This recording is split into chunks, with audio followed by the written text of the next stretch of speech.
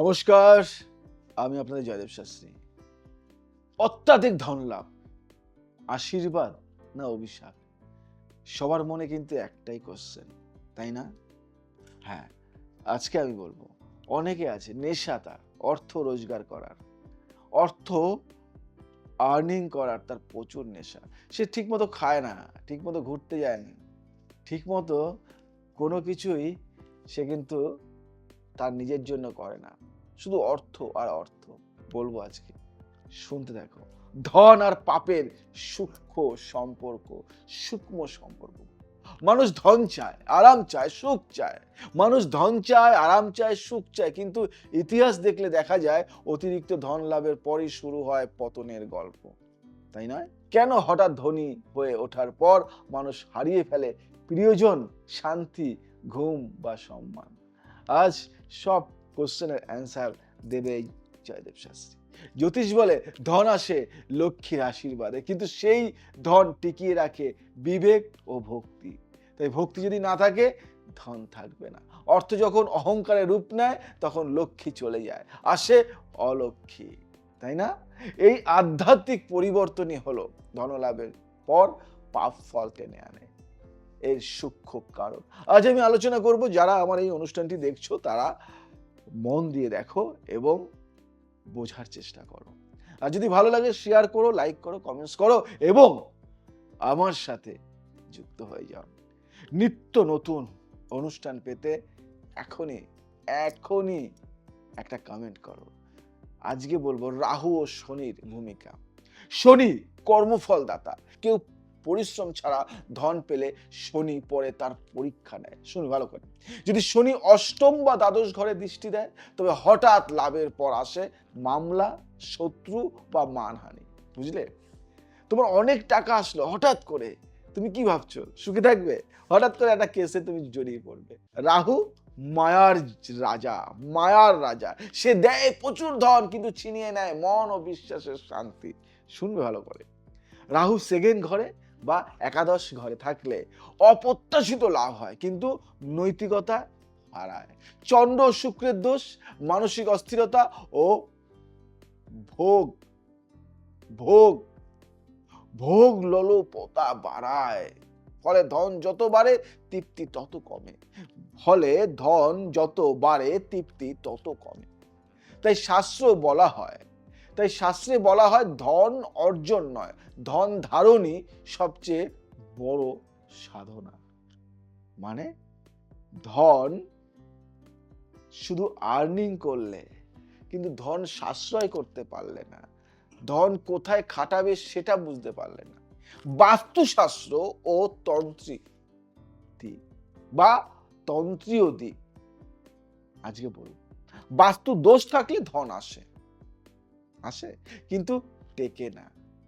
দক্ষিণ দিকে ভারী হলে মামলা ও শত্রু বৃদ্ধি পায়। উত্তরে বাধা থাকলে সন্তানের উপর বিপদ আসে। তাই ধনাগমের পর নিয়ম করে ঘরের উত্তর ও পূর্ব দিক পরিষ্কার রাখা আবশ্যক। মেনে চলো এটা।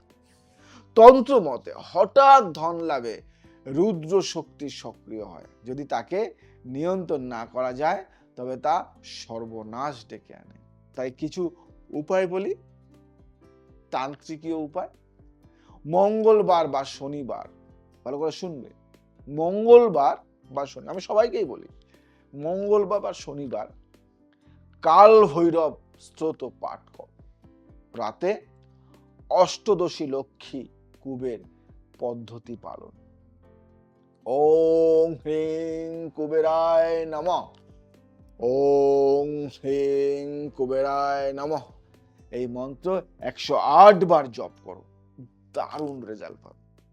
আমি বলি শুধু অর্থের পিছনে ছুটলে হবে না, তোমাকে ভালো থাকার রসদ জোগাতে হবে। হস্তরেখা, সংখ্যাতত্ত্ব, সাইন, গ্রাফোলজি, হাতের লেখা। হস্তরেখায় হঠাৎ ধন লাভ বোঝা যায়। যদি সূর্য রেখা আচানক উজ্জ্বল হয়ে লাইন কেটে দেয়, কিন্তু সঙ্গে যদি ক্রস বা দ্বিখণ্ডন থাকে, তবে ধন লাভের পর বিপদ আসবে। আর সংখ্যাতত্ত্বে যাদের মূল সংখ্যা 8 বা 4 তাদের ধন আসে কঠিন পরিশ্রমে এবং অযথা ধন এলে বিপদ ডেকে আনে। গ্রাফোলজি মতে যারা নিজের সইতে খুব বড় বড় অক্ষর ব্যবহার করে তারা অজান্তেই অহংকারের কম্পন তৈরি করে। তুমি সাইন করছো, তুমি সই করতে অনেক বড় বড় লেটার লিখছো, দিয়ে সাইন করছো, ভালো না। ফলে ধন আসে দ্রুত কিন্তু তা টিকতে পারে না।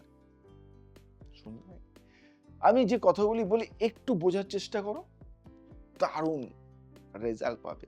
ঈশ্বরের ভক্তি আর কিছু গোপন টোটকা দেব।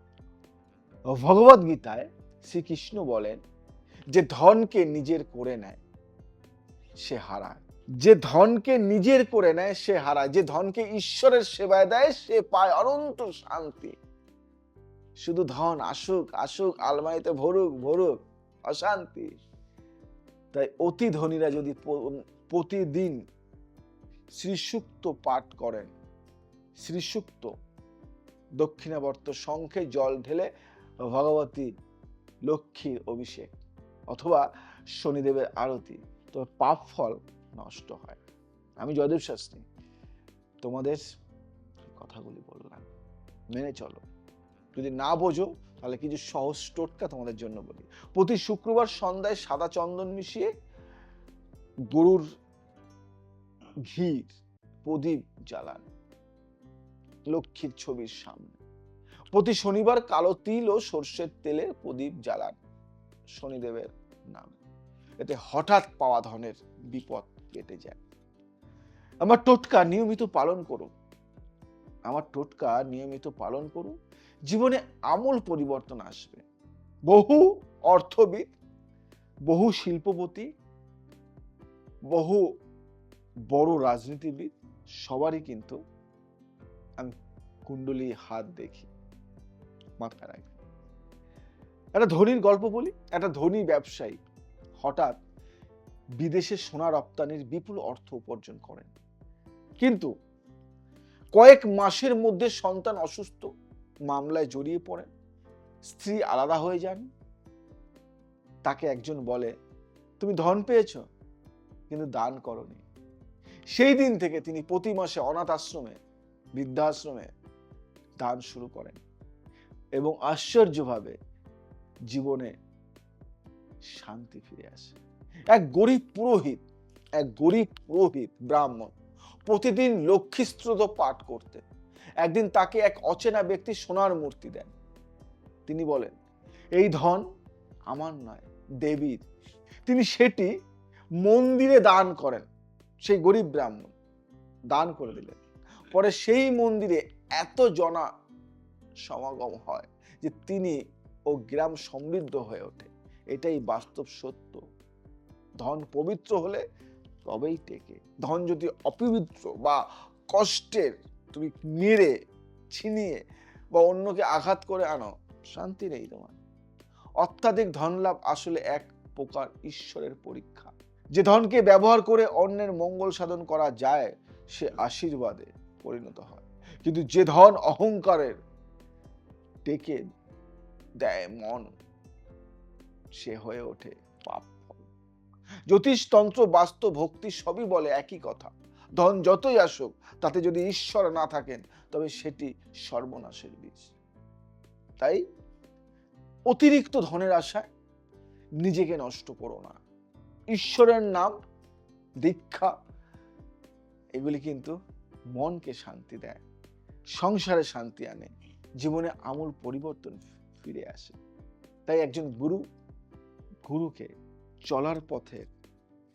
চলার পথের দিশারি হিসেবে নিজের জীবনে নিয়ে আসে। জীবনটা অনেক অনেক ভালো হবে। আজ আসি, আবার আসবো নতুন কিছু নিয়ে। ভালো লাগলে শেয়ার করো। জয় শ্রী রাম।